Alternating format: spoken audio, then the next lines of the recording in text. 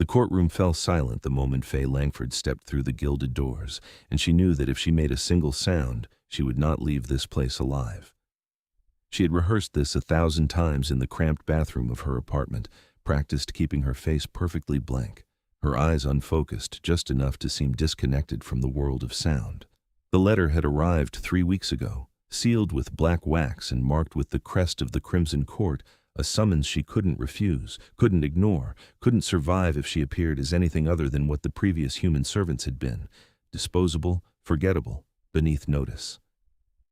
The throne room stretched before her like something out of a fever dream, all soaring ceilings and dark stone walls lit by chandeliers that dripped with crystals and what might have been blood. Vampires lined both sides of the hall, their skin so pale it seemed to glow in the dim light, their hair ranging from pure white to silver blonde, each one more beautiful and terrifying than the last.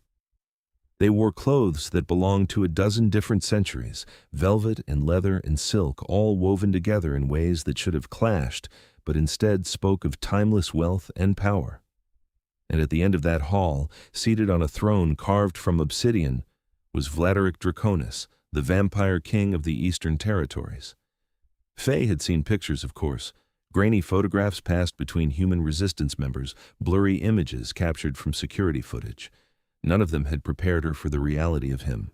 He was tall, even sitting down, his frame lean and powerful beneath a black suit that looked like it cost more than her entire year's salary.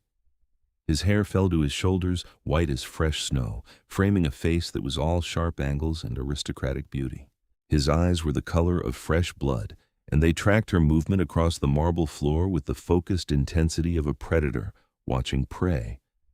The human woman who had escorted her to the doors had given her one piece of advice before abandoning her to her fate.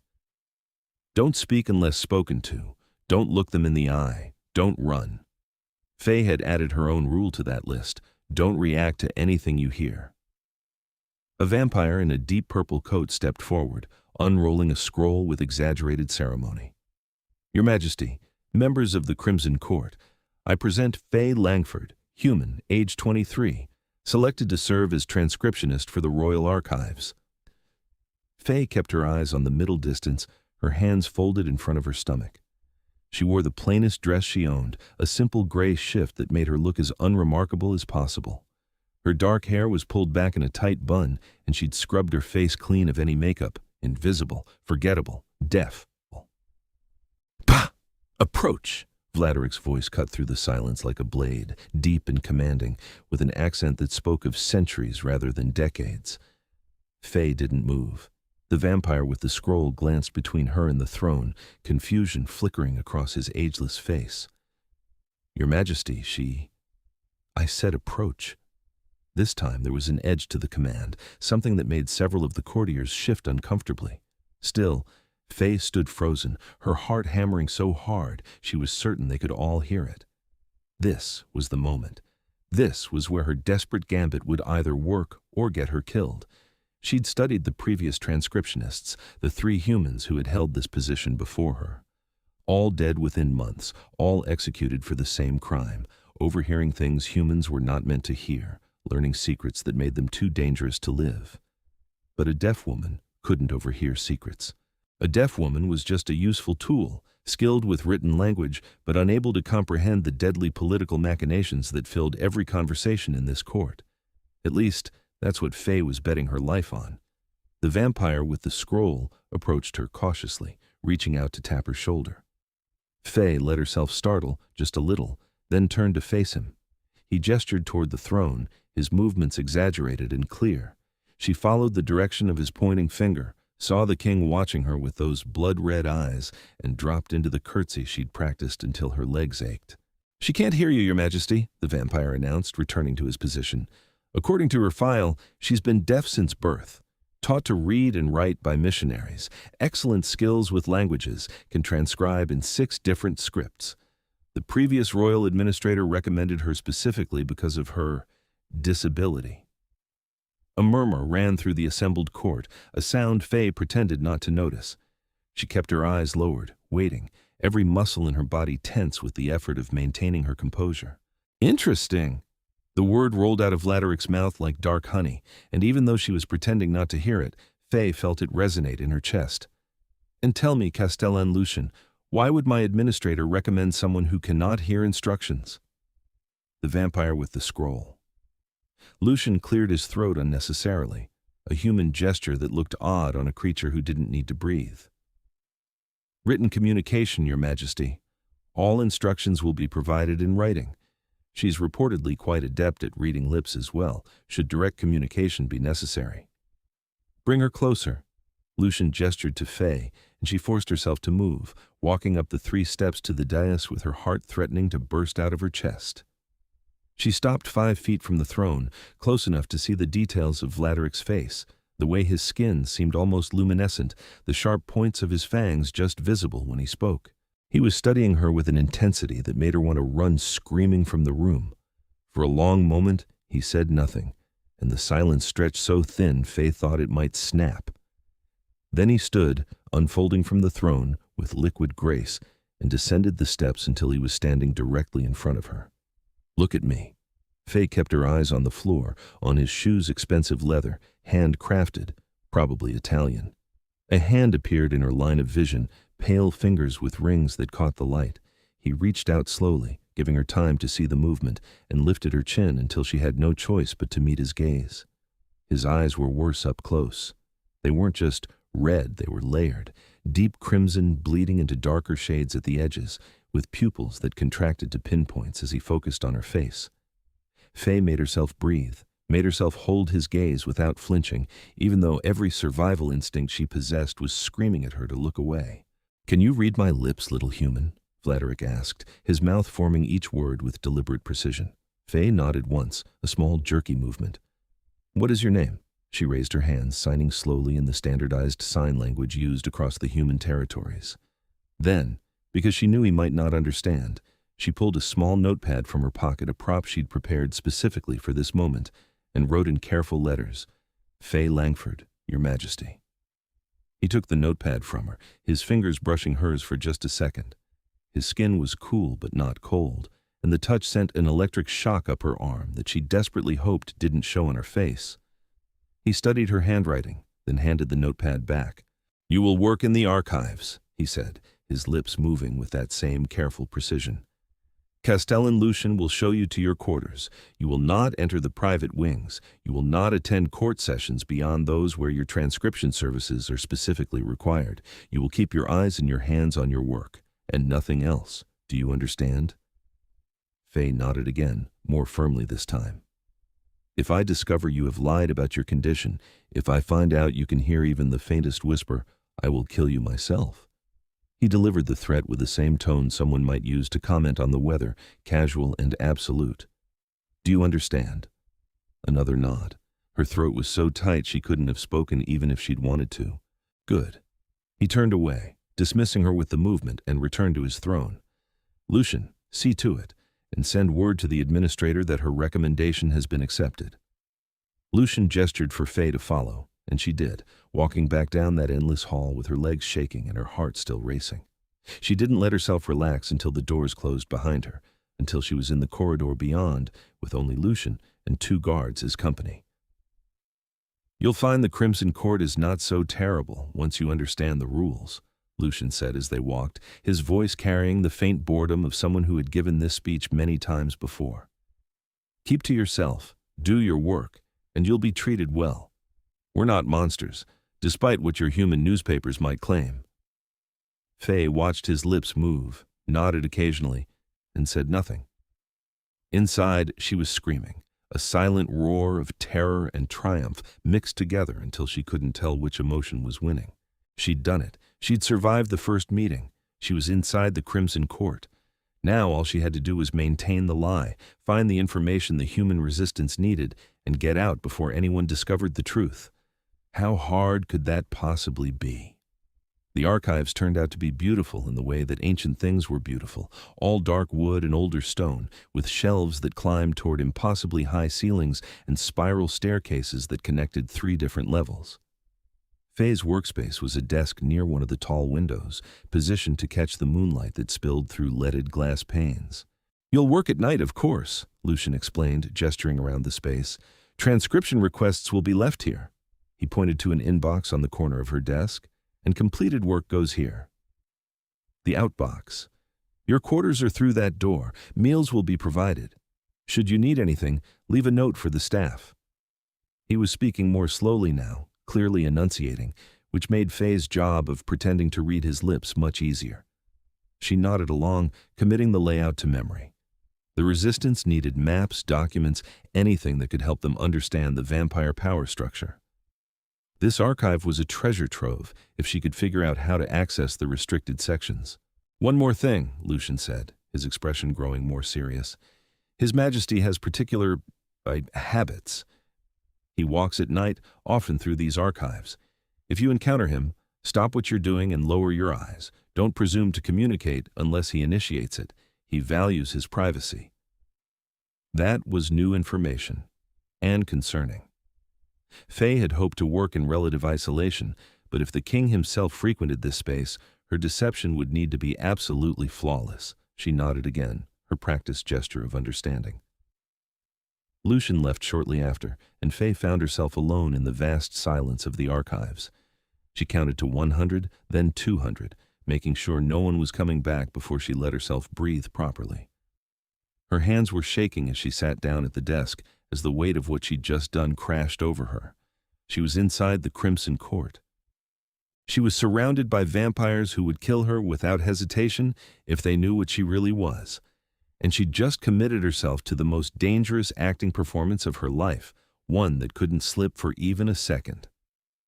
The first transcription request was waiting in her inbox, a treaty from the Northern Territories, written in an archaic dialect that needed to be translated into modern script.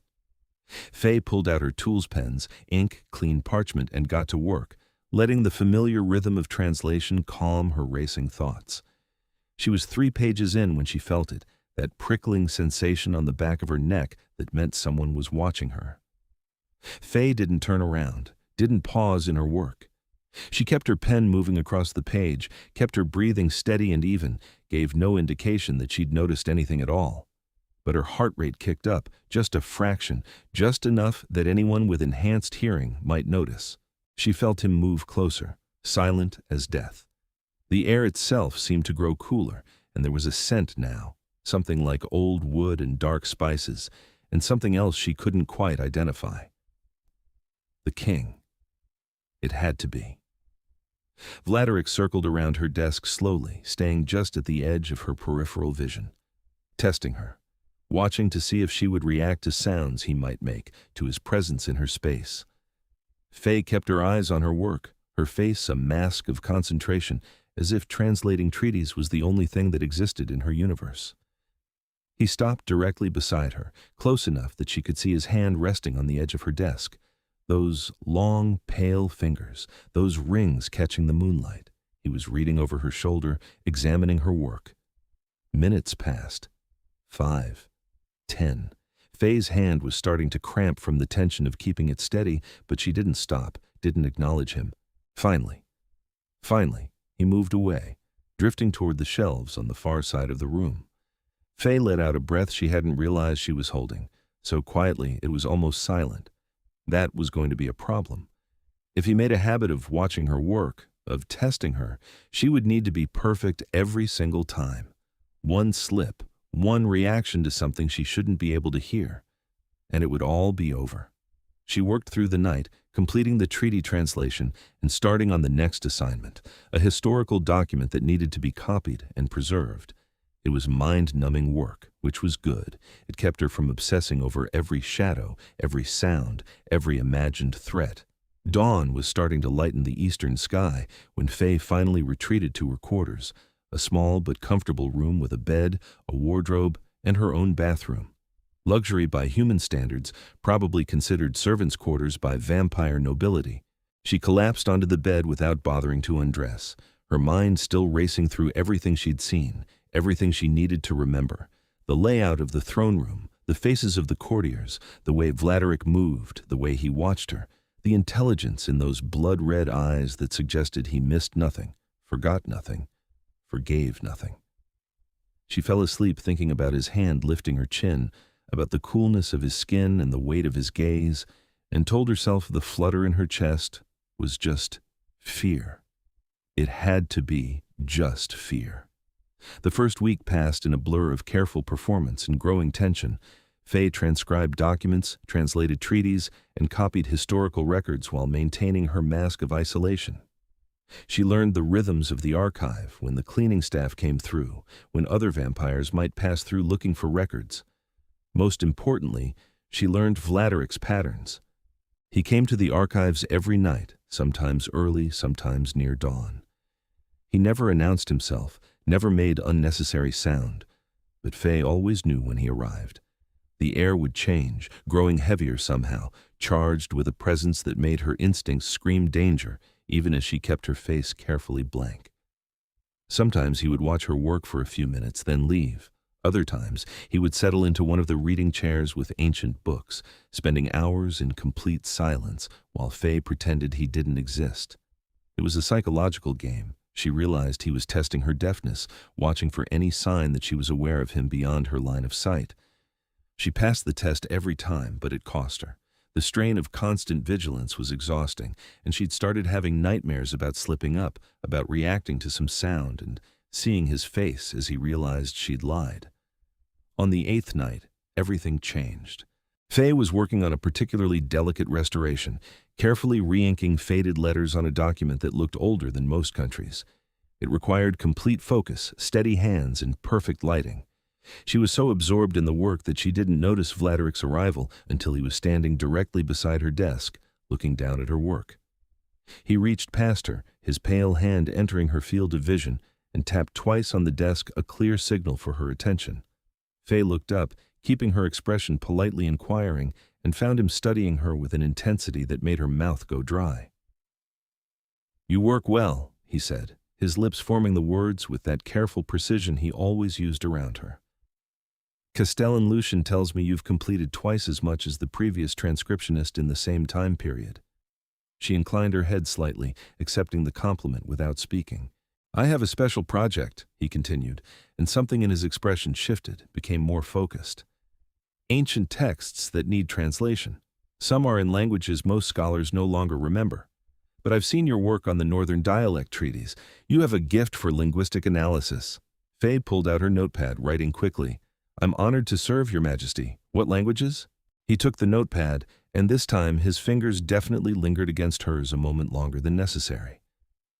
"Old Dacian, Ancient Romanian, some medieval Latin. They're journals, histories of the first vampire courts. No one living has fully translated them." He paused, his red eyes searching her face. "This work would be confidential. The texts don't leave this room. You would work on them during your regular hours, but you would discuss them with no one. Can you accept these terms?" Every instinct Faye had honed over the past year working with the Resistance was screaming that this was important. Historical records of the first vampire courts? That was exactly the kind of information the Resistance needed. Insight into how vampire power structures worked, their weaknesses, their origins. It was also almost certainly a trap, but she couldn't refuse, couldn't show any hesitation that might seem suspicious. She nodded firmly, then wrote, "I understand, complete confidentiality." Something that might have been satisfaction flickered across Vladeric's face. "Good. I'll have the first text delivered tomorrow night."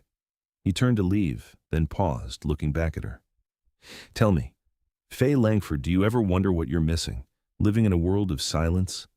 The question caught her off guard, so unexpected and almost personal. She set down her pen, considering carefully, then wrote, "I don't miss what I've never known. And silence has its own kind of beauty." He read her response, and for the first time since she'd met him, something resembling genuine emotion crossed his face. It was gone too quickly for her to identify, replaced by his usual aristocratic mask, but she'd seen it. Something almost like loneliness. "Yes," he said quietly, more to himself than to her. "I suppose it does." Then he was gone, moving with that inhuman speed that always startled her, even though she was pretending not to notice it.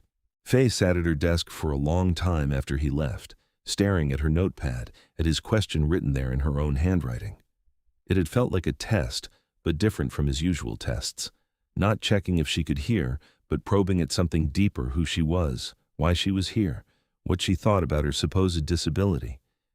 She didn't like how personal it felt, didn't like the way his question made her think about him as something other than a target, a source of information, an enemy to be deceived and escaped.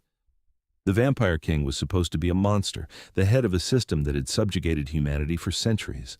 He wasn't supposed to ask thoughtful questions, or look lonely, or have a voice that did complicated things to her nervous system when he spoke. Faye shook her head, clearing away the dangerous thoughts. She had a job to do. The Resistance was counting on her.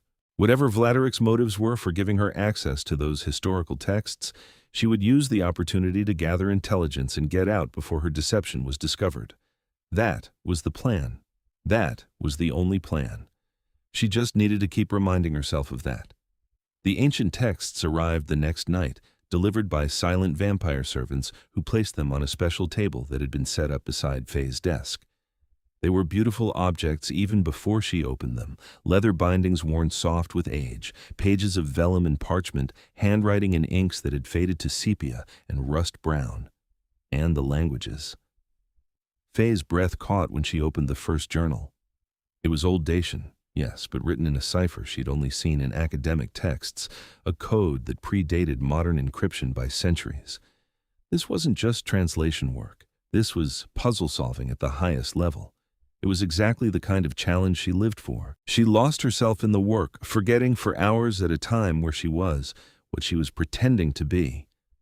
The journals were personal accounts, she realized as she slowly decoded the first entries, stories of the transformation from human to vampire, descriptions of the first courts being established, power struggles and alliances and betrayals written in intimate detail. It was fascinating. It was dangerous. It was exactly what the Resistance needed. But it was also sad. The vampire who had written this particular journal, a woman named Elisabetta, who had been turned in the late medieval period, wrote about the isolation that came with immortality, the way she watched human friends and family age and die, the gradual realization that she would never belong fully to either world, human or vampire, alive or dead, monster or victim. Faye found herself sympathizing, which was wrong, which was stupid, which was exactly the kind of emotional weakness that could get her killed. These were vampires. They were the enemy. The fact that they felt lonely or conflicted or sad didn't change what they'd done to humanity, the systems of oppression they'd built and maintained. "You're making good progress." Faye's pen skidded across the page, leaving an ugly ink blot that bloomed like blood. She'd been so absorbed in the translation that she hadn't noticed Vladeric's arrival, hadn't felt that usual change in the air that signaled his presence. She looked up sharply, her heart hammering, and found him standing just a few feet away, reading over her shoulder. How long had he been there? Had she made some sound, some reaction that betrayed her? His eyes moved from the journal to her face, studying her with that unnerving intensity. "You startled easily. I thought—" He trailed off, his expression shifting to something that might have been confusion. Faye held her breath, every muscle in her body frozen. This was it. This was the moment where her deception crumbled and everything fell apart. But then Vladeric's expression cleared, became thoughtful rather than suspicious. "Vibrations," he said, more to himself than to her. "You must have felt the movement in the floor when I walked close." He gestured at the stone beneath their feet. "My apologies. I should have approached from within your line of sight." Relief flooded through her so intensely she felt lightheaded. He'd explained away her reaction, had found a logical reason for her to startle that fit with her deafness. She nodded quickly, pressing her hand to her chest in the universal gesture of, "You scared me," and managed a small, sheepish smile. Something shifted in his expression when she smiled. His eyes widened slightly, and he went very still, in that way vampires did when they were focusing completely on something. For a long moment, he just stared at her, and Faye felt heat creeping up her neck under that intense scrutiny. Then he moved, pulling a chair over to sit beside her desk, not behind her as usual, but next to her where she could see him clearly without turning. "Show me what you found," he said, gesturing to her translation notes. It wasn't a request. Faye hesitated, then slid her notepad across the desk. She'd been careful to only translate portions, to keep her notes fragmentary and incomplete, nothing that would give away how much she was actually learning. But Vladeric read through them with obvious comprehension, his long fingers turning pages, his expression growing more focused. "Elisabetta's journals," he said quietly. "I wondered if anyone would ever be able to decode her cipher. She was brilliant, even by our standards." He looked up at Faye. "You work in silence, but you understand the voice behind these words. How?" Faye picked up her pen. "Language is more than sound. It's pattern and rhythm and emotion. I can read what she felt, even without hearing her voice." He read her response twice, and something in his face transformed. The aristocratic mask slipped away, and underneath it was raw interest, genuine intellectual engagement. "Yes," he breathed. "That's exactly it. That's what most translators miss. They focus on the words and lose the meaning behind them." Before Faye could process that reaction, he was standing, moving to the shelves where the ancient texts were stored. He pulled down another volume, this one clearly even older, and brought it back to her desk. "Try this one. It's First Age, the earliest vampire writings we have. Every scholar I've shown it to has failed to crack the linguistic structure." He placed it in front of her, and Faye felt her pulse quicken. First Age texts? That was historical gold, information that could reveal the very origins of vampire society. But it was also an enormous risk. The deeper she got into this work, the harder it would be to maintain her emotional distance, to remember why she was really here. And Vladeric was watching her with an expression that made her stomach flutter in ways that had nothing to do with fear. She opened the ancient book, studying the script. It was like nothing she'd ever seen before, a flowing calligraphy that seemed to blend 3 different alphabets. But there were patterns, repeated symbols, structural rhythms that suggested grammar and syntax. Her fingers itched to start working on it. Faye pulled her notepad closer and wrote, "I'll try, but it may take time." "Time is one thing I have in abundance," Vladeric replied, and there was something in his voice, a weight to those words that made her look up sharply. He was watching her again, but differently now, less like a king examining a servant and more like something else, something that made her acutely aware of how close he was sitting, how his sleeve almost brushed her arm when he reached over to point at a particular symbol.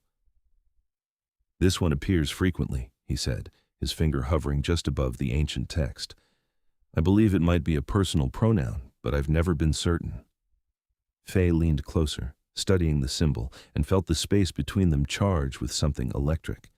She could smell that dark spice scent she'd noticed before, could see the individual strands of his white hair where it fell forward over his shoulder. If she turned her head just slightly, her face would be inches from his. She didn't turn her head. Instead, she wrote, "You've studied these texts yourself?" "For decades," he admitted. "Languages fascinate me. Their history and psychology woven together, maps of how people think and feel, and organize their understanding of existence." He paused. "But I've never been able to decode this particular text. My personal investment makes me see patterns that aren't there." Personal investment. That was interesting phrasing. Faye wrote, "Why are these texts important to you?" She knew she was pushing boundaries, asking personal questions of the Vampire King. But she needed to understand him, needed to know what motivated him if she was going to successfully deceive him. That's what she told herself anyway. Vladeric was quiet for a long moment, his red eyes distant. "Because they tell the story of what we were, before we became what we are now. And sometimes I think we've forgotten that story. Forgotten what it means to be both human and other, alive and undead, monster and victim." The words were almost identical to Faye's own thoughts from earlier, when she'd been reading Elisabetta's journals. The parallel sent a chill down her spine. "But you can't hear my answer," Vladeric said suddenly, his attention snapping back to her. "I'm speaking to you as if we're having a conversation, but you're reading my lips, working twice as hard as I am to communicate." Something that might have been guilt crossed his face. "That's thoughtless of me." He pulled her notepad closer and picked up her pen. His handwriting was elegant and old-fashioned, with elaborate capitals and perfectly even spacing. "Why did you accept this position? Working for vampires cannot be easy for a human, even one who cannot hear our threats and manipulations." The question was dangerous, probing at motivations she couldn't afford to reveal. Faye considered her response carefully before writing, "I needed work. Vampire gold spends as well as human currency, and translation is translation, regardless of who commissions it." He read her response, then looked at her with those penetrating eyes. A pragmatist. I respect that. But there was something in his expression that suggested he didn't quite believe her, or at least suspected there was more to the story. They worked in silence after that, or as close to silence as their communication allowed, passing the notepad back and forth as Faye began her analysis of the first-age text. It was slow-going, but exhilarating in a way she hadn't expected. Vladeric wasn't just watching her work, he was actively collaborating, offering insights and theories, pointing out patterns he'd noticed, accepting when her interpretations contradicted his own observations. It felt less like transcription work for a tyrant king and more like partnership, academic collaboration between equals. Which was absurd. They weren't equals. He was an immortal vampire with literal life and death power over her, and she was a human spy pretending to be deaf so she could steal his secrets. But in that moment, bent over the ancient text with the moon setting outside the window and the scratch of pen on paper, the only sound in the vast archive, it was easy to forget all of that. Easy to get lost in the work, in the intellectual thrill of solving an ancient puzzle, in the surprising comfort of his presence beside her. When dawn began to lighten the sky, Vladeric stood reluctantly. You should rest. We'll continue tomorrow night. Faye nodded, suddenly aware of how tired she was, how her eyes burned from hours of focusing on faded script. She started to gather her notes, but Vladeric's hand came down on top of hers, stopping her movement.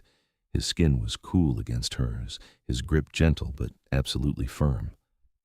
Thank you, he said, his lips forming the words with careful sincerity, for understanding what these texts mean, for caring about the voice behind the words. Then he was gone, moving with that inhuman speed, leaving Faye alone with her racing heart and the lingering sensation of his hand on hers. She sat there for a long time, staring at the place where he'd been, trying to understand what was happening. This wasn't part of the plan. Getting close to the Vampire King, enjoying his company, feeling something flutter in her chest when he looked at her, none of that was supposed to happen. She was supposed to stay detached, professional, invisible. She was supposed to gather intelligence and get out. But Vladeric was making that impossible. He saw her not as a deaf servant or a useful tool, but as a person with skills and insights and value. And worse, so much worse, she was starting to see him the same way.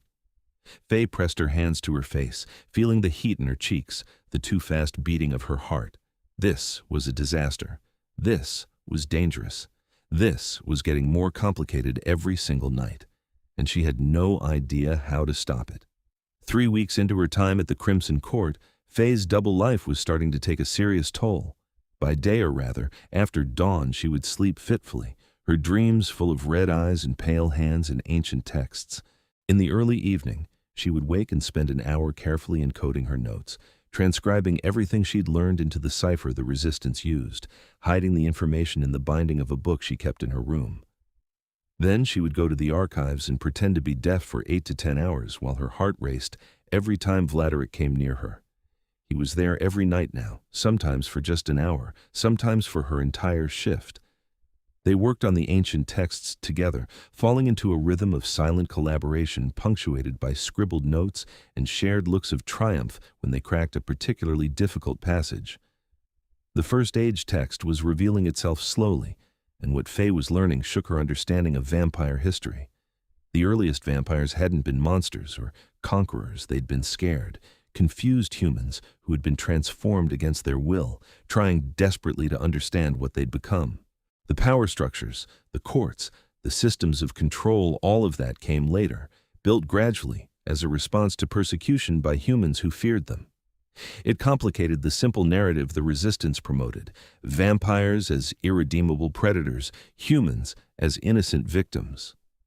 The truth was messier, more ambiguous, stained with atrocities on both sides. Faye didn't like how that knowledge was changing her perspective.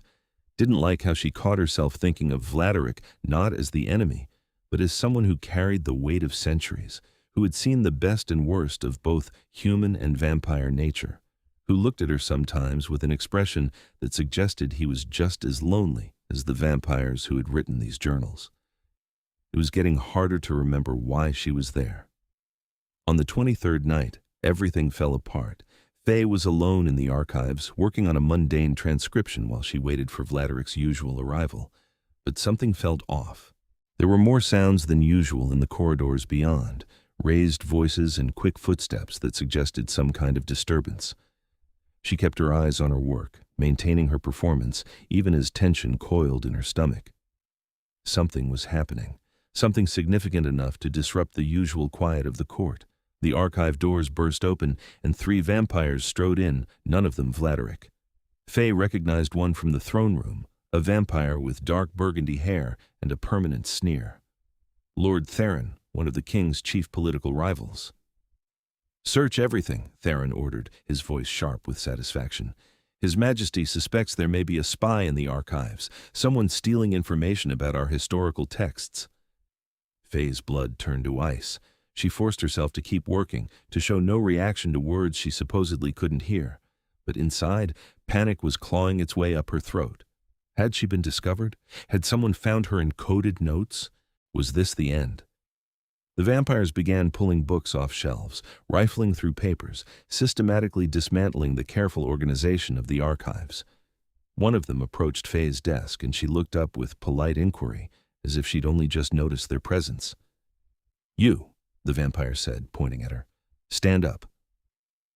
Faye stood slowly, keeping her expression confused. The vampire gestured impatiently, and she understood he wanted her to move away from the desk so he could search it. She stepped back, watching as he pulled open drawers, scattered her organized work, pawed through her translation notes. Her heart was pounding so hard she was certain they could all hear it, certain it would give her away even if nothing else did. "Her room," Theron said. "Search it as well. Be thorough." 2 vampires headed for the door to her quarters, and Faye felt the world tilt. The book. The book with her encoded notes hidden in the binding. If they found that, if they examined it too closely, if they broke the code, she couldn't let that happen. Without thinking, operating purely on instinct and adrenaline, Faye lunged forward and grabbed Theron's sleeve, pulling on it urgently. He rounded on her with a hiss, fangs bared, clearly furious at being touched by a human. Faye didn't let herself flinch. She pointed frantically at the door to her quarters, then made exaggerated gestures, staying here, not going in there. She pressed her hands together in a pleading motion, her face arranged in desperate supplication. "Let me keep some privacy. Let me have one space that's mine. Please." She was betting everything on that plea, hoping that her supposed disability would make her seem more pathetic, more harmless, hoping that Theron's cruelty would be satisfied by her obvious distress without needing to actually violate her space. For a long moment, Theron stared at her with contempt. Then he smiled, slow and vicious. "The little deaf mouse has claws. How amusing." He looked at the 2 vampires waiting by the door. "Leave her quarters. If there's anything hidden, we'll find it out here." Faye sagged with relief she didn't have to fake, releasing his sleeve and stepping back. The message was clear. She'd humiliated herself enough that Theron was satisfied without pressing further. The search continued for another 20 minutes, thorough and destructive. They found nothing. Because there was nothing to find in the archives proper, Faye had been careful to keep all evidence of her true purpose locked away in her room. Finally, Theron called off his vampires. "Nothing here, but we'll be watching her," he pointed at Faye, "and everyone else who works in these halls. His Majesty may be too trusting, but I am not." They left in a swirl of expensive fabric and barely suppressed violence, leaving Faye alone in the destroyed archive with her heart still racing and her hands shaking. She sat down heavily, trying to process what had just happened. Someone suspected something, maybe not her specifically, but someone had raised concerns about information security. That meant her time was running out. She needed to get her intelligence to the Resistance and get out soon, before Theron or someone like him decided to look more closely at the conveniently deaf human transcriptionist. "That was well played." Faye's head snapped up. Vladeric was standing in the doorway, so still she hadn't noticed his arrival. How much had he seen? How long had he been there? He walked into the room, his red eyes sweeping over the destruction, his face arranged in cold fury. Theron exceeds his authority. This search was not sanctioned by me. Faye grabbed her notepad with trembling hands. What's happening? Vladeric's expression softened slightly when he looked at her. Politics, power struggles. Theron suspects everyone of plotting against him, so he invents conspiracies to justify his paranoia. He moved closer, surveying her scattered work. And he destroys valuable research in the process. He began picking up fallen books, reshelving them with careful precision. Faye watched him for a moment, then joined in, gathering scattered papers and organizing them back into coherent stacks.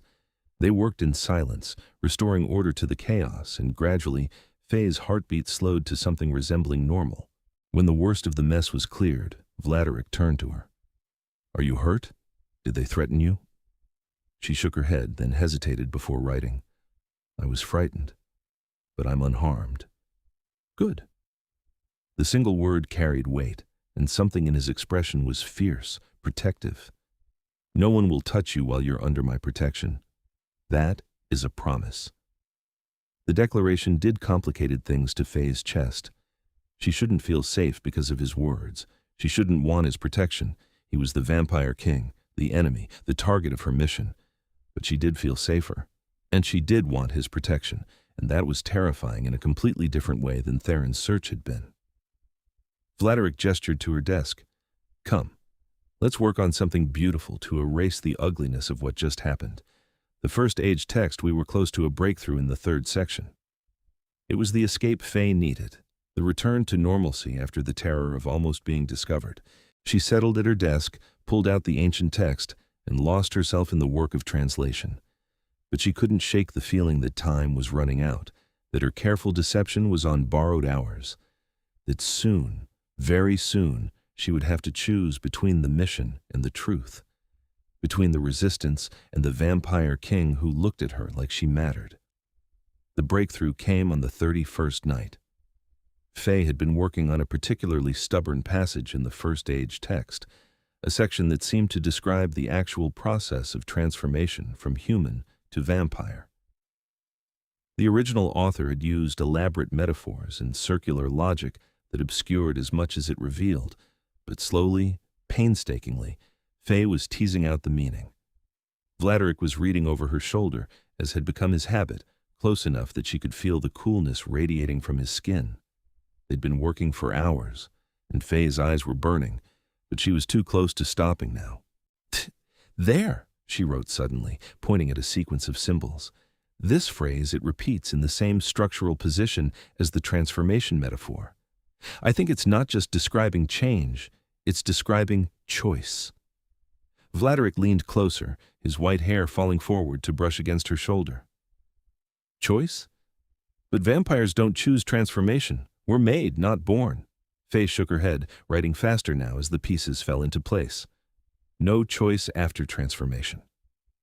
The text says, to accept the blood is to accept the change. To refuse the blood is to refuse the shadow. I think early vampires could reject the transformation, let themselves die rather than complete the change. She felt Vladeric go very still beside her. That's not in any historical record I've ever read. But it makes sense, Faye wrote, the words spilling out as academic excitement overrode caution. If transformation requires the transformed person to drink vampire blood, not just be bitten, but actively drink, then that's a choice, a decision to live as vampire rather than die as human. Which means every vampire chose this existence, Vladeric said slowly, and there was something raw in his voice. We weren't made into monsters. We decided to become them. Faye looked up sharply and found him staring at the ancient text with an expression that was utterly lost. All his aristocratic composure had shattered, leaving behind someone who looked centuries young and completely shaken. Without thinking, acting on pure instinct, Faye reached out and took his hand. He flinched at the contact, his red eyes snapping to hers, wide with shock. She realized what she'd done, touched the Vampire King without permission, offered comfort she had no right to give, but she couldn't make herself let go. Instead, She squeezed his hand gently and held up her notepad. Choosing to live doesn't make you a monster. It makes you someone who wanted to survive. Vladeric stared at those words for a long time, his cool hand unmoving in hers.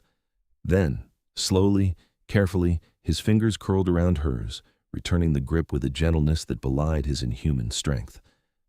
"How are you real?" he whispered, and his voice was rough with emotion. "You live in silence, work for vampires who could kill you without consequence. And yet you offer comfort with a kindness most humans wouldn't spare for each other, much less for monsters." Faye's throat tightened. She wanted to tell him she wasn't kind, that she was lying to him with every breath, that her silence was a weapon and her deaf act was a betrayal of everything their quiet partnership had built. But she couldn't. The words stuck in her throat, trapped behind the walls of her deception. So instead she did something even more dangerous. She leaned forward, slowly enough that he could pull away if he wanted, and rested her forehead against his shoulder. Vladeric made a sound that might have been a gasp or might have been something else. For a heartbeat, he was frozen. Then his free hand came up to rest against the back of her head, holding her there with a tenderness that made her chest ache. They stayed like that for a long moment, not speaking, not moving, just existing in the same space with her hand in his and her forehead against his shoulder, and the ancient texts spread out before them like a bridge between worlds. "Faye," he said quietly, and the way he said her name did something irreversible to her heart. "I need to tell you something. Something I haven't told anyone in decades." She pulled back enough to look at him and found his face closer than she'd expected, his red eyes searching hers with desperate intensity. "I'm tired," he said, and his careful lip-reading enunciation had dissolved into raw honesty. "I've been alive for 417 years. I've built kingdoms and destroyed enemies. I've done terrible things in the name of vampire survival, and I'm so tired of being alone." Faye's breath caught. She should pull away, should remember her mission, her deception, the fact that every word she was reading from his lips was information the resistance could use against him. But she couldn't, because she saw herself reflected in his confession, alone, in a world that didn't understand her, playing a role that left no room for real connection, exhausted from maintaining walls that kept everyone at a distance. She picked up her pen with a trembling hand. "You're not alone right now." Something broke in his expression. "No," he agreed. "Right now I'm not." Then he was cupping her face with both hands, his cool palms against her two warm cheeks, his thumbs brushing her cheekbones with infinite care. "I know this is improper," he said, his eyes locked on hers. "I know I'm your king and you're my employee, and there's a power imbalance that makes this unconscionable. But I can't pretend anymore. I can't pretend I don't look forward to these nights with you more than anything else in my existence. I can't pretend that your mind doesn't fascinate me as much as your presence comforts me. I can't—" Faye put her fingers over his lips, stopping the flood of words. His eyes widened, and she felt his cool breath against her fingertips as he went completely still. She pulled her hand back and wrote, her handwriting shaky. "I'm not who you think I am." "I know," he said, and the words sent ice flooding through her veins. "I've known for 3 weeks." Faye's world tilted. He knew. He'd known, and he'd let her continue the deception. And she'd walked deeper and deeper into this trap, thinking she was the one in control. She started to pull away, but his hands tightened on her face, holding her in place. Not forcefully, she could have broken free if she'd really tried, but the gesture was enough to make her freeze, to make her meet his eyes again. "I heard your heartbeat race when I walked into this room on the first night," he said quietly. "Heard it change rhythm when Lucian spoke, when the door opened, when I moved behind you. Vampires have excellent hearing, Faye. I knew within minutes that you could hear perfectly well." Her heart was slamming against her ribs now, panic clawing at her throat. She was caught. She was dead. Everything was over. "But I said nothing," Vladeric continued, "because I wanted to know why. Why a human woman would pretend to be deaf to work in a vampire court, what she was looking for, what she was running from." His thumbs traced gentle circles on her cheeks. "And then I started working with you, and I stopped caring about why. I just cared about you." Faye's eyes were burning, tears threatening to spill over. "Why didn't you expose me? The words came out as barely a whisper, her first spoken words in his presence, and his eyes widened at the sound of her voice. "Because I'm selfish," he said simply. "Because having you here, working beside me, treating me like a person instead of a king or a monster, it's the first time in centuries I've felt human. And I wasn't ready to give that up." A tear escaped, trailing down her cheek to dampen his thumb. "You should have killed me. I'm a spy. I've been gathering information to send to the human resistance." "I know," he said again. "I've been monitoring what you send, letting through the information that won't harm us, intercepting the truly dangerous material, letting you think you're succeeding so you wouldn't panic and run before I could understand what you were." Another tear, and another. Faye felt like she was cracking apart, all her careful defenses crumbling under the weight of his confession. "I lied to you." "Yes?" His voice was gentle, without accusation. "Why?" "Because vampires killed my parents during a raid on the human quarter 5 years ago," she said, the words tumbling out now that the dam had broken. "Because the resistance gave me purpose when I had nothing left. Because I thought you were all monsters who deserved to be destroyed." She closed her eyes, unable to hold his gaze. "Because I was taught that vampires couldn't feel, couldn't love, couldn't be anything but predators." "And now?" His voice was soft, hopeful, terrified. "What do you believe now?" Faye opened her eyes, meeting his red gaze through a blur of tears. "Now I think the truth is more complicated. Now I think there are monsters on both sides, and victims on both sides, and people trying to survive in the spaces between." She swallowed hard. "Now I think I've made a terrible mistake. Because I fell in love with the Vampire King, and I don't know how to reconcile that with everything I thought I knew." Vladeric's expression transformed shock, bleeding into wonder, bleeding into joy so pure it hurt to see. "Say that again." "Which part?" "The part where you fell in love with me."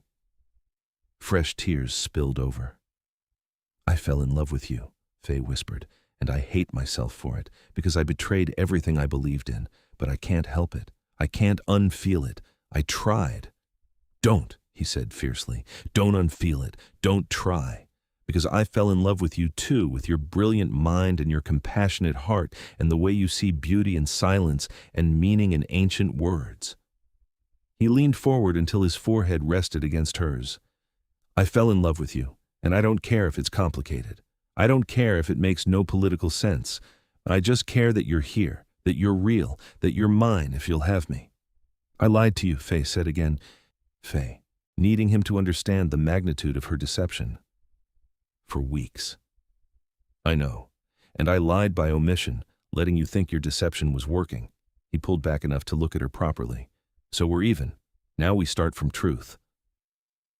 The resistance will be told you were discovered and executed. You'll disappear from their records, and I'll ensure the information trail goes cold."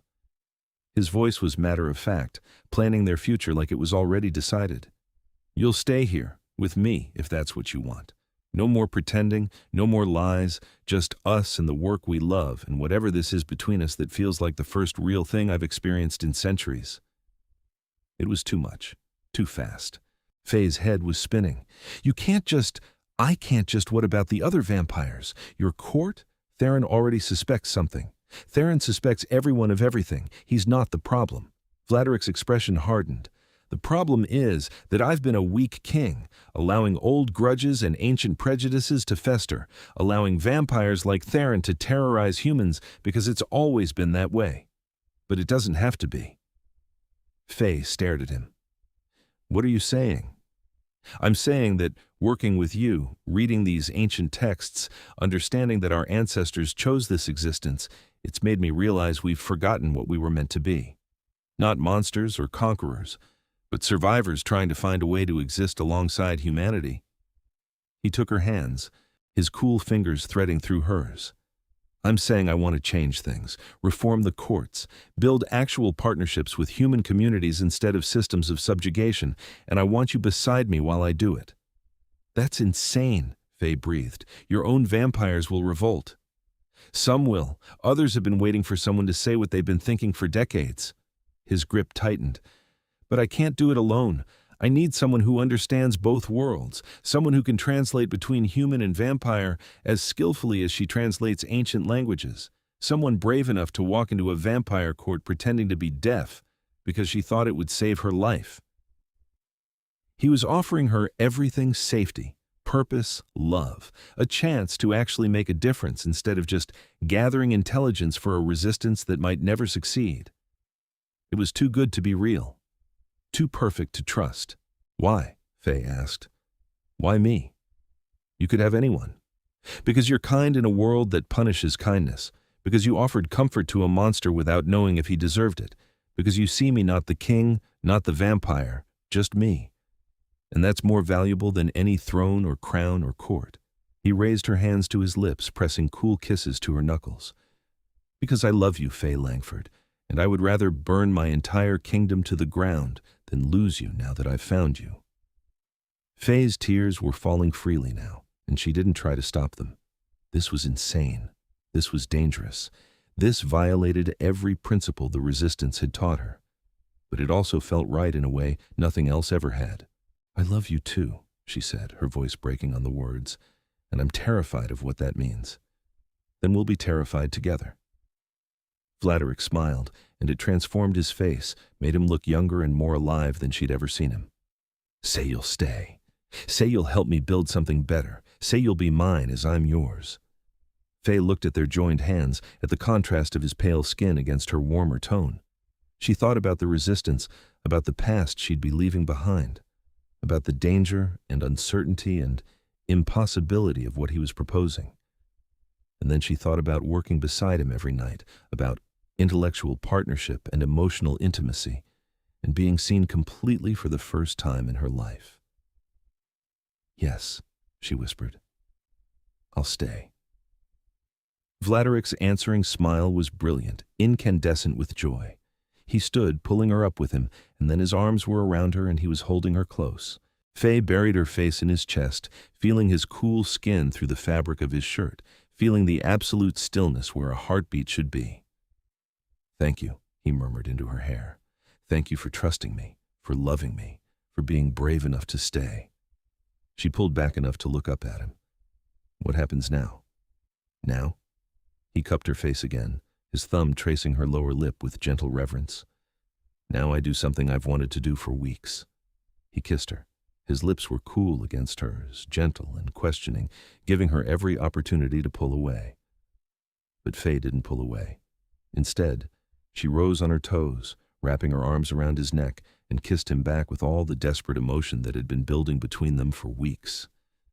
The kiss deepened, becoming less gentle and more urgent. Vladeric made a sound low in his throat, almost a growl, and his arms tightened around her waist. Faye felt herself being lifted, felt him move with inhuman speed until she was sitting on the edge of her desk with him standing between her knees. Faye, he breathed against her lips, and her name in his mouth was reverent, desperate, perfect. Don't stop, she whispered back and kissed him again. They lost themselves in each other, in kisses that turned heated and desperate, in touches that mapped new territory with careful hunger. The archives faded away. The ancient texts, the political machinations, the danger and deception, all of it disappeared until there was nothing but this, nothing but them, nothing but the impossible love between a human spy and the Vampire King. When they finally broke apart, both breathing hard, or at least Faye was breathing hard, while Vladeric simply looked delightfully disheveled, the sky beyond the windows was beginning to lighten with approaching dawn. Piva, I have to go, Vladeric said reluctantly. Sunrise in an hour. Will you come back tonight? Faye asked, and was embarrassed by how needy she sounded. Every night, he promised, for as long as you'll have me. But first, he pulled back, his expression becoming serious. We need to handle the political realities. I'll announce my intention to reform the court structure. It will cause upheaval, possibly violence. Theron and his faction will see it as weakness. And me? Faye asked. What will you tell them about me? Vladeric's expression softened. The truth. That you're my consultant on historical matters, that I value your expertise and your counsel, that anyone who threatens you will answer to me personally. He paused. Eventually, when the time is right, I'll tell them you're more than that you're my partner, my equal. My choice. It was too much to process. Yesterday she'd been a spy living on borrowed time. Today she was apparently going to help reform vampire society while conducting a relationship with an immortal king. I don't know how to do any of this, Faye admitted. Neither do I, Vladeric said with a crooked smile. We'll figure it out together, make mistakes together, build something new together. He kissed her forehead gently. All I know is that I've been alone for 400 years, and I'm not willing to go back to that now that I've found you. Faye nodded, blinking back tears again, happy tears this time. Together then. Together, he agreed. He left as dawn painted the sky pink and gold, moving with that inhuman speed to reach his chambers before the sun rose too high. Faye watched him go, then collapsed into her chair, her mind reeling. Everything had changed in a single night. Her entire life had been upended, rearranged, transformed into something she never could have imagined. And she was terrified. But she was also, for the first time in 5 years, genuinely happy. The next 3 months were chaos. Vladeric announced his reforms to a stunned court, proposing a new system of vampire-human relations based on mutual benefit rather than subjugation. The reaction was exactly as explosive as he'd predicted. Half the court was outraged, calling him a traitor to vampire kind. The other half was cautiously supportive, vampires who'd been waiting for someone to voice what they'd been thinking for decades. Theron led the opposition, naturally. He challenged Vladeric's authority, demanded a formal inquiry into the king's fitness to rule, and made thinly veiled threats about regrettable accidents that might befall humans in the court. Faye found herself in the middle of it all, her role as historical consultant giving her a public reason to attend court sessions and advise the king. She stood beside Vladeric during debates, provided historical context for his reforms, and slowly began building alliances with progressive vampires who saw the value in changing ancient patterns. It was exhausting and terrifying and exhilarating all at once. And through it all, Vladeric was her constant. They worked together every night, planning strategy and researching precedents and building the philosophical framework for their reforms. They argued over details, compromised on approaches, and slowly forged a partnership that was both intellectual and deeply romantic. The kiss in the archives hadn't been a one-time thing. Every night, after the political work was done, they would steal time together, sometimes just holding each other, sometimes talking about everything and nothing, sometimes kissing until Faye felt dizzy with want. Vladeric was careful with her, always conscious of his strength and her fragility. But there was passion beneath his gentleness, a hunger that matched her own. They were building toward something, Faye knew, some culmination of the tension between them. But first, they had to survive the political storm. The crisis came on the 100th night of Faye's time at the Crimson Court. Theron had been growing more desperate as support for Vladeric's reforms solidified. He'd tried legal challenges, political maneuvers, even attempts to bribe other vampires into supporting his faction. Nothing had worked. The tide was turning against him, and he knew it. So he did what desperate people always do. He lashed out. Faye was in the archives, organizing documents for an upcoming court session, when she heard the commotion in the corridor outside. Raised voices, the sound of a scuffle, and then the doors burst open. Theron strode in, flanked by 6 vampires loyal to his cause. His face was twisted with rage, and in his hand was a wooden stake, an archaic weapon, but one that could still kill a vampire with a direct hit to the heart. "The king's little human pet," he sneered. "Do you know how easy it would be to end this farce? Kill you, blame it on human resistance operatives, and watch Vladeric's grand reform movement crumble?" Faye's heart was racing, but she kept her voice steady. "Killing me won't stop what's already started. The court has spoken. The reforms are moving forward. The court is full of cowards and fools," Theron spat, "but they'll remember their true nature when they see what happens to humans who forget their place." He moved forward, and Faye realized with cold clarity that he was actually going to do it. He was going to kill her right here and dare Vladeric to respond. She didn't have time to be afraid, didn't have time to think. She only had time to act. Faye grabbed the nearest heavy object, a bronze bookend shaped like a dragon, and threw it with all her strength. It hit Theron in the face, not enough to seriously injure him, but enough to make him stumble.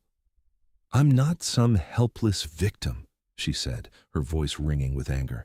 "And if you think Vladeric's the only one who wants change, you're more foolish than I thought." Theron wiped blood from his split lip, staring at her with newfound respect and rage mixed together. Bold words from prey. "Not prey," said a cold voice from the doorway. "Mine."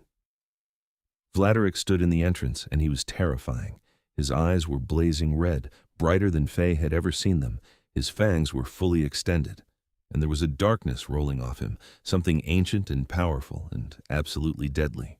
"Stand down, Theron," he said, his voice quiet and more threatening for it, "or I will end you." "For a human?" Theron laughed, high and wild. "You've truly lost your mind." "No, I've finally remembered what matters." Vladeric moved, and it was so fast Faye barely saw it. One moment he was at the door, the next he had Theron by the throat, lifting him off the ground. "She matters. This court matters. Building something better than what we've had for centuries matters. And you," he tightened his grip, "you are standing in the way of progress." Theron's supporters moved to intervene, but suddenly the room was full of other vampires, ones loyal to Vladeric, ones who supported the reforms. They outnumbered Theron's faction 2-1, and the message was clear. The coup attempt was over before it had truly begun. "You have a choice," Vladeric said to Theron, his voice still that deadly quiet. "Accept the reforms and find your place in the new order, or leave my territories and never return. Choose now." For a long moment, Theron struggled, his face turning purple. Then he tapped twice on Vladeric's wrist surrender. Vladeric dropped him, and Theron collapsed to the floor, gasping. "I'll leave," he choked out, "but this isn't over. Your reforms will fail, and when they do, I'll be waiting." "Then you'll be waiting a very long time," Vladeric said. "Go. You have until dawn to be beyond my borders." Theron and his supporters fled, and the loyal vampires followed to ensure they actually left. Suddenly, Faye and Vladeric were alone in the archives, surrounded by the wreckage of the confrontation. "Are you hurt?" Vladeric asked, and his voice had changed completely, from deadly to desperately concerned. He was at her side in an instant, his hands running over her arms, checking for injuries. "I'm fine," Faye assured him. "Scared, but fine. That bookend had good weight." He let out a shaky laugh, pulling her into his arms. "You threw a bookend at a vampire lord. You're insane." "I learned from the best," she murmured against his chest. "Besides, he was threatening my vampire. I couldn't just let that slide." Vladeric pulled back to look at her, his expression soft with wonder. "Your vampire?" "Mine," Faye confirmed, rising on her toes to kiss him. "If you'll have me." "Always," he breathed against her lips. "Forever, if you'll give me that long." The kiss deepened, became something desperate and urgent, fueled by adrenaline and relief and love. Vladeric lifted her easily, carrying her to the desk and setting her on its edge without breaking the kiss. His hands were in her hair, on her waist, mapping her body with growing boldness. "Faye," he murmured, pulling back enough to search her face. "Tell me if this is too much. Tell me if you want me to stop." "Don't stop," she said, echoing her words from that first kiss. "Don't ever stop." They made love there in the archives, surrounded by ancient texts and the quiet darkness, taking their time despite the urgency. Vladeric was reverent and passionate by turns, treating her like she was precious and claiming her like she was his in equal measure. And Faye gave herself to him completely. No more lies between them, no more deception, just truth and love and the startling realization that she'd found her home in the arms of the Vampire King. Afterward, they lay together on the plush rug in front of the cold fireplace, Faye's head on Vladeric's chest, his fingers trailing patterns on her bare shoulder. "What happens now?" she asked. "Now we build the world we want," Vladeric said. "Reform the courts. Establish real dialogue between humans and vampires. Maybe eventually find a way to end the conflicts that have defined us for centuries." "That's a lot of work." "It is." He pressed a kiss to her forehead. "But I have time, and I have you. That makes anything possible." Faye smiled, feeling something settle in her chest. Peace, maybe, or purpose, or just the simple rightness of being exactly where she belonged. "Together," she said. "Together," Vladeric agreed. They lay there in the darkness, planning their future, until dawn began to lighten the sky and Vladeric had to retreat to his chambers. But he would be back the next night, and the night after that, and every night for as long as they both existed. And that, Faye thought as she finally drifted to sleep, was more than enough. The reforms took 2 years to fully implement, 2 years of negotiation and compromise and occasional violence from those who refused to accept change. But slowly, steadily, the Crimson Court transformed. Human representatives were given official positions. Feeding laws were revised to emphasize consent and fair compensation. Mixed communities were established, places where humans and vampires lived side by side in tentative peace. It wasn't perfect. There were still problems, still prejudices on both sides that would take generations to fully dismantle. But it was better. It was progress. It was hope. And through it all, Faye and Vladeric were partners in every sense of the word. She became his official consort, a position that raised eyebrows and provoked controversy, but gradually became accepted as proof of the new order's legitimacy. They married in the 3rd year, a ceremony that blended human and vampire traditions, attended by representatives from both communities. Faye wore a dress of white silk that made her look like a bride from any century, and Vladeric stood beside her in black formal wear that emphasized his otherworldly beauty. "I love you," he said as they exchanged vows. "From now until the stars burn out, you are mine, and I am yours." "I love you," Faye replied, her voice steady despite her tears. "In this life and whatever comes after, you are my heart and my home." They sealed the vows with a kiss that drew cheers from the assembled crowd, and Faye thought about how far she'd come from the terrified woman who'd walked into the Crimson Court pretending to be deaf. She'd thought silence would save her life. Instead, truth had given her a life worth living. They established a new routine over the following years, balancing court responsibilities with their private work in the archives. The ancient texts were finally being fully translated, revealing histories and philosophies that informed their ongoing reforms. And new texts were being written, modern accounts, contemporary analyses, documents that would help future generations understand this pivotal period of change. On their 5th anniversary, Vladeric took Faye back to the archives where they'd first worked together, where they'd first kissed, where they'd built the foundation of everything that came after. "I have something for you," he said, producing a leather-bound book from behind his back. Faye took it carefully, recognizing the binding style from the ancient texts. But when she opened it, she found modern handwriting, Vladeric's elegant script filling page after page. "What is this?" she asked. "Our story," he said. "Everything that happened, from the day you walked into my court pretending to be deaf to this moment. I wrote it so that someday, when other people face seemingly impossible divides, they'll know it can be bridged. That love can survive truth. That change is always possible."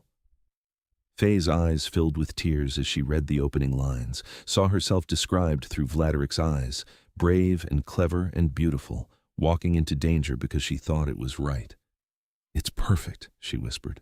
"You're perfect," he corrected, pulling her close.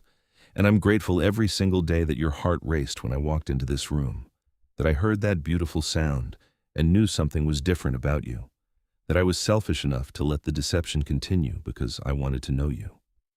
"I'm grateful you did," Faye said, rising on her toes to kiss him. "I'm grateful for all of it, the fear, the lies, the impossible love, because it brought me here, brought us here." They stood together in the archives, surrounded by books and history, and the quiet promise of all the tomorrows stretching before them. Outside, the world was changing, slowly becoming the place they'd dreamed it could be. And inside, in this space that was theirs alone, they had everything that mattered. Love, truth, partnership, hope, and time not forever because Faye was human and her years were limited. But enough time. Time to build and dream and love with everything they had. Time to make a difference. Time to prove that the impossible could become real if you were brave enough to reach for it. "I love you," Faye said, the words she never tired of saying. "I love you," Vladeric replied, the truth he never tired of speaking. And in the silence between those words, in the space where honesty lived and love thrived, they found everything they'd been searching for. Home, peace, each other. It was enough. It was everything. It was theirs. The end came decades later, when Faye was gray-haired and laugh-lined, still brilliant but slowed by age. She'd lived a full life, longer than most humans in their world, buoyed by excellent health care and the protective devotion of the Vampire King. They were in the archives, naturally. She was translating one last text, determined to finish the work they had started all those years ago. Vladeric sat beside her, as he had every night for 47 years, his hand covering hers. "I'm tired," Faye said quietly, and they both knew what she meant. "I know," Vladeric said, and his voice was steady despite the tears on his face, the only tears she'd ever seen him shed. "I'm not ready." "I know," she echoed, "but it's time." He gathered her into his arms, holding her with infinite care, and carried her to the window. Dawn was approaching, painting the sky in shades of rose and gold. "Do you regret it?" he asked. "Choosing this life? Choosing me?" "Never," Faye said firmly. "I'd do it all again, exactly the same way. You were worth every risk, every fear, every impossible choice." "I love you," he whispered into her hair. "I will love you until the sun burns out, and then I will love you in whatever comes after." "I love you too," Faye replied. "Find someone else eventually. Don't be alone again. Promise me." "I promise," he lied, and she let him because some kindnesses were necessary. She died as the sun rose in the arms of the Vampire King, in the archives where they had fallen in love, surrounded by all the words and stories and histories they'd preserved together. And Vladeric kept his vigil as the dawn light spilled across her face, making her look young again, peaceful, finally free from the constraints of mortal flesh. He'd lost many things in his 464 years of existence, but Faye had been the only thing he'd ever truly loved. And he'd been privileged to share decades with her, to build a better world beside her, to know what it meant to be truly, completely seen by another soul. She'd pretended to be deaf to survive his court, but her heartbeat had given her away, and in doing so, it had saved them both. Vladeric placed her body in the tomb he'd had prepared, surrounded by flowers and books and all the things she'd loved. He sealed it with his own hands, then returned to the archives to continue the work they'd started. Because that was what she would have wanted. Because the reforms needed protecting, the changes needed reinforcing, the world they'd built together needed tending. And because in the silence of translation, in the rhythm of ancient words and new interpretations, he could still feel her presence beside him, his partner, his equal, his love, his Faye.